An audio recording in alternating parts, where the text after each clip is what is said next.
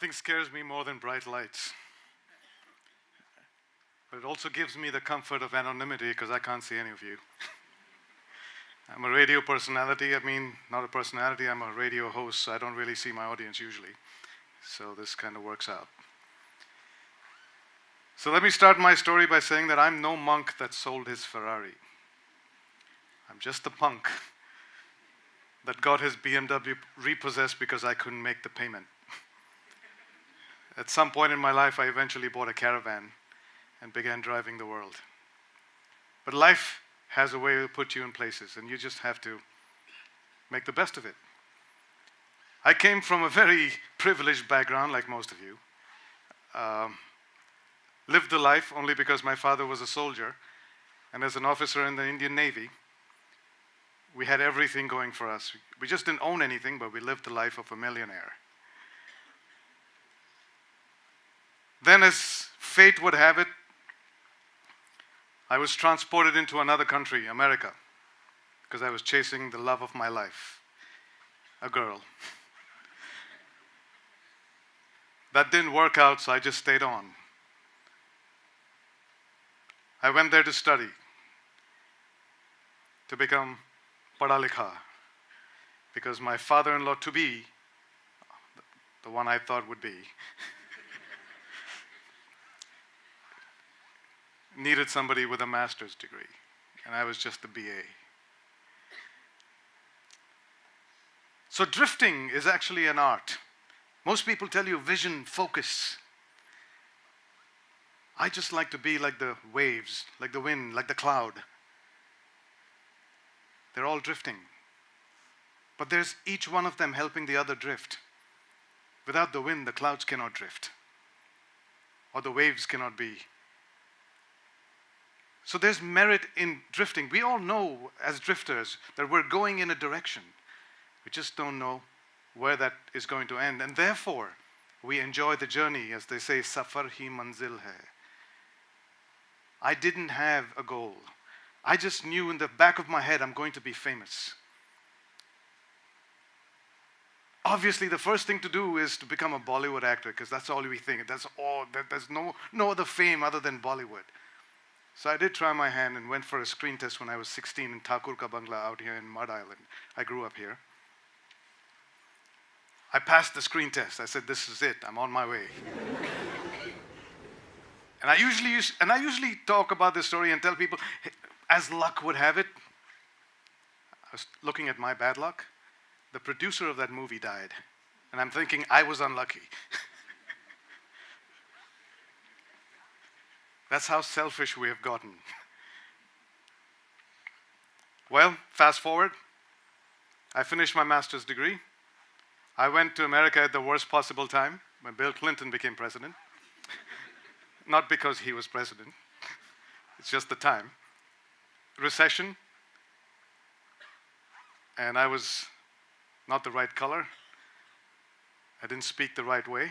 And I was in the media and entertainment business, so there's no way I was going to get there speaking to white people predominantly in an accent that I have. Well, it was worse than this. So I had to struggle a little bit. And I say a little bit. My parents had no idea. Because like I said, I came from a privileged background. Had they known, they would have just bought the next ticket over and they say, come back home. But they had no clue. Because I went there to do something, and I wanted to continue and do it because I started something I didn't want to not finish. I had a dream and had a plan. I said, in 10 years, I'm coming back to India to run an FM radio network, which at that time was not even existent. It was just All India Radio. There was no concept of private FM stations in India. And I said, I'm going to come back and run one of them. That was it. That was the only vision, as you call it, I had. Now, how I got there, I had no clue. So I was looking for a breakthrough in that field. Maybe a TV station or a radio station, something. I wasn't getting it. What I was getting was poverty. I had no food. By the time I finished my classes, I was really lonely over there, and I did the stupidest thing ever. I got married. while I was still a student. I was 24, no, 25, yeah. So I had 2 mouths to feed, no money, no legal status. So the only thing I could do was work in restaurants, clean dishes, work in construction sites with other illegal immigrants, live in a one-room home. My poor wife, I don't know what she thought she was getting into. And eventually we were both working in the same restaurant. And I'm going to tell you this story because this is about stories and how that changed my life. The moral of that will show up. I'm not going to say it. You've got to figure it out. One day I got a phone call from a guest who wanted to eat in our restaurant. It was an Indian restaurant, no surprises. We were closed the day they wanted to come. It was a Tuesday. Most restaurants are closed on Tuesdays. I heard the disappointment in their voice. I didn't know who they were. The only thing I could think about is, how can I not make them disappointed? My wife and I lived in one room, and our monthly income was about $200, out of which $150 went towards my car payment. Of course, I had a car. So I asked the lady, I said, listen, if you don't mind, I know the restaurant's closed, but my house is open. Would you like to come home and eat? I'd be happy to cook for you and show you what real Indian hospitality is like. I took that chance. I could have just walked away. Some of you would have said, sorry, come back on Wednesday. We're closed tomorrow. They were crazier, and they accepted.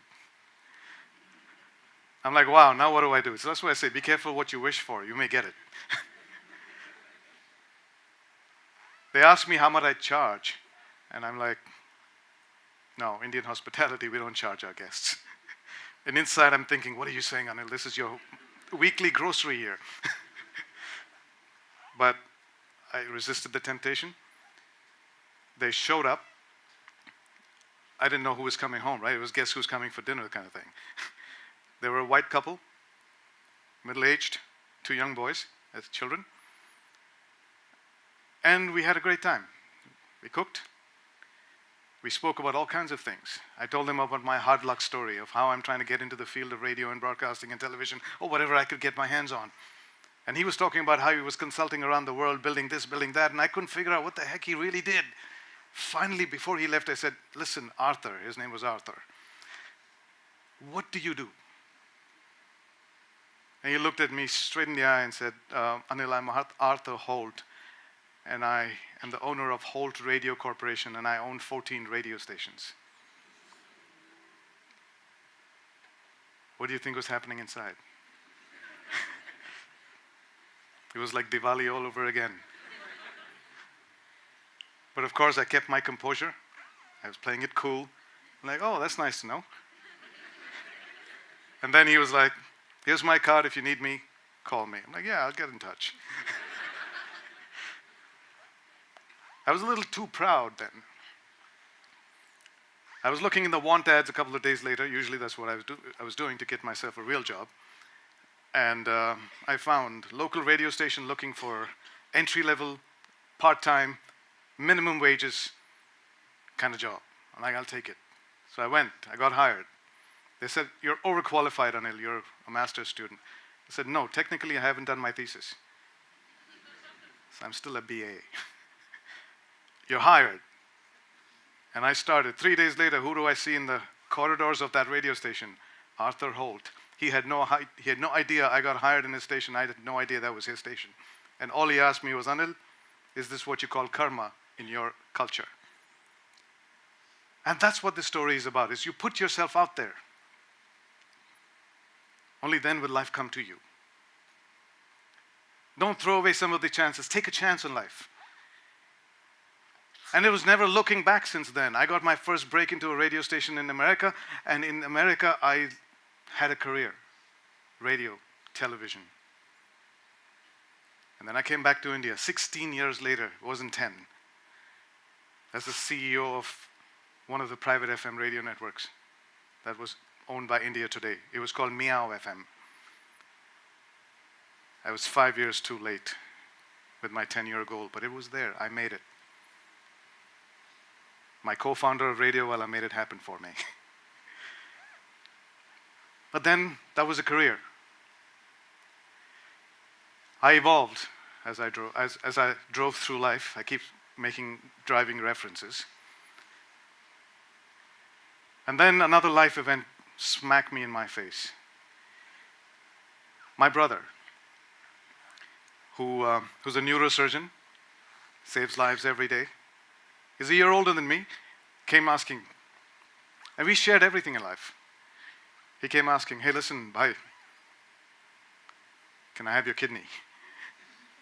Because normally he just does that. He said, can I have your jeans? Can I have your t-shirt? Can I have your socks? Can I have your underwear? Sometimes girlfriend. I'm like, what? Can I have your kidney? Really? Have I come to that now? Because you don't think that something like that can happen in your home. You feel you're invincible. Things happen to somebody else. They die. They get sick. Not me. Not ours. But when it hits home, you know you're as mortal as the next person is. And all it took me was just, yeah, bhai. You know, we're dramatic. Jaan hazir hai dost. I'm like, it's only a kidney. You can have it. It was easy to say yes. This is about courage and heart, isn't it? It's my heart that said yes. But I was looking for the courage to actually do it. How many of you would give a kidney if you were asked for it? Yeah, not all the hands go up. Because why? You're afraid. Ki mera kya hoga kalya? If I give a kidney, will I live? Will I survive? Well, I never thought about those things. Because love was what drove me to want to have my brother right next to me, even if it was for X number of years. I didn't care what happened to me as long as we were together because we grew up together. We're practically twins. I have only less than 5 minutes to finish this up, but this is a longer story. But just know that it took a lot for me to actually give up that kidney mentally. My family took a toll where I almost got a divorce. My children came to the aid of my intent to give my kidney to my brother because this country's laws of organ donation is a little tough. My kidney, my brother, but the permission I needed was my wife's permission, without which I couldn't do it. If you want to be organ donors, you understand this, that the law of this country is such that you may want to be an organ donor, but your next of kin has the right on your body. So you signing up for organ donation is pointless. You have to make that conversation happen at home, understand, make your family understand so that they can do it for you. So the next time you start filling out a form, think twice. I'd rather you start a conversation. Speak about it at home. But my wife said, no, I'm not going to sign. It was like Diwar in the home. Darling, tu sign karege ki nahi? So like, nahi. Because she was afraid for me. Agar tumhe kuch ho gaya to hamara kya hoga kalya? Good fear. I said, darling, tu sign karege ki nahi? She was like, nahi, pehle us aadmi ka sign leke aao. Jo guarantee dega tum maroge nahi. पहले उस आदमी का sign लेके आओ, अगर तुम मर भी गए तो हमारे बच्चों का तो पालन करेगा कि नहीं? I lost that battle. I ran away from home, not because I failed an exam like most of you think about. I just failed to convince my wife that I'll be okay. And she was like, no, you won't be, because somebody told her that 1 in 3,000 people will die. And she's thinking, maybe you're number 3,000. Who's counting? So my children came, convinced the mother, saying, Mom, if I needed to give my kidney to my brother to save him, this is my daughter saying, will you not let me do that? My wife got a googly clean bowl. She was like, oh, yeah, point. Because my mother was in that situation. And she quickly signed, said, okay, Ram Bharose, let's do this. It's all done. But how do you follow through? Yes, it was done. It was just a selfish act of making my brother come alive for me. I'm not the first kidney donor, nor am I the last. But there's still 1 million people out there on dialysis who don't have a brother like me. Or maybe they do, who are just not doing it. Why? And that baat khatakta tha mujhe. Now, I am in the media and entertainment field, right? We're taught on how to create propaganda, how to create mass communication, how to put ideas into people's head, fake news. We're great at that. Here's my opportunity. Can I just sit back, go back into my world, and continue living my life as my brother would, saving more lives, and just live happily ever after? Agar main wo karta, to mera pesha bura maan jati. Again, quoting from a line in a film. I wanted to make sure that there is no one else who goes into that 1 million count of dialysis patients, because that is no way for anybody you love to live attached to a machine. What can I do? Why are there family members like me not giving them that kidney? Because it's no big deal. But they were afraid ki mera kya hoga? If I gave my kidney, will I be able to live a normal life? Will I be able to live a better life in my next life? I mean, all kinds of fears. So I made it my mission in life, my purpose in life. My brother to safe ho gaya. All I had to do was go out there, use the media, use the training that I had to tell people there is nothing to fear. I put myself out there as an example. I still run the marathon today with one kidney. I'm not a complete man because I've got one kidney less. But I do everything that a two-kidneyed person will do, and more. So I started driving the world in my own car, and I talk to people like you. So I've driven 43 countries, as you know, 100,000 plus kilometers, over 400 days living in my car, eating in my car, just so I can talk to people like you. I'm actually in the middle of one of those journeys. I've come back just to do this talk. And in 2 weeks, I go back and I drive to Argentina. So I've spoken to 78,000 people so far, like this. You're increasing the count tonight.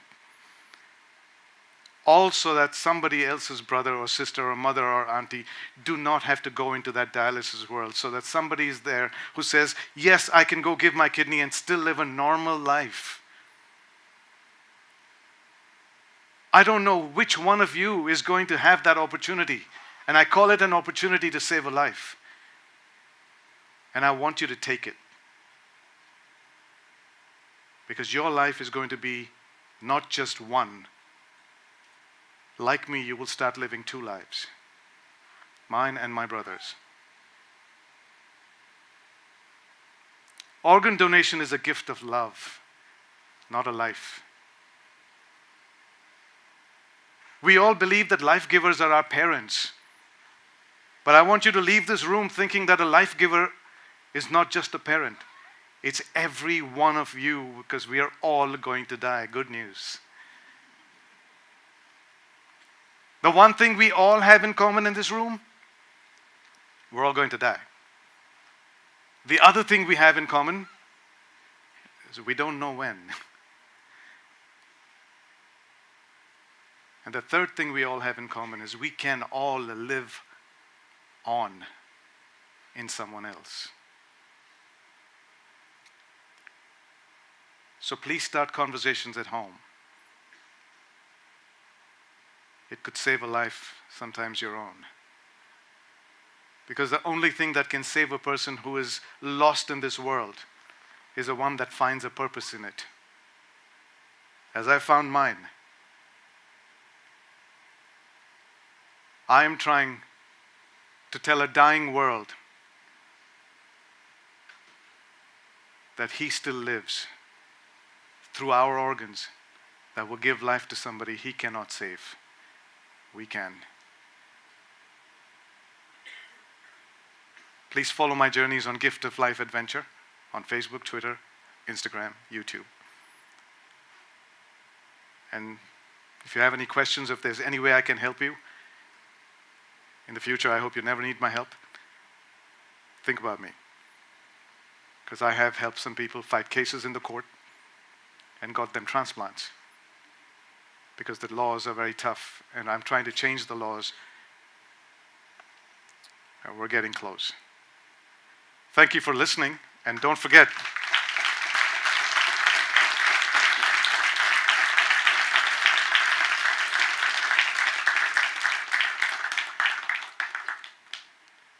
to start a conversation at home about organ donation.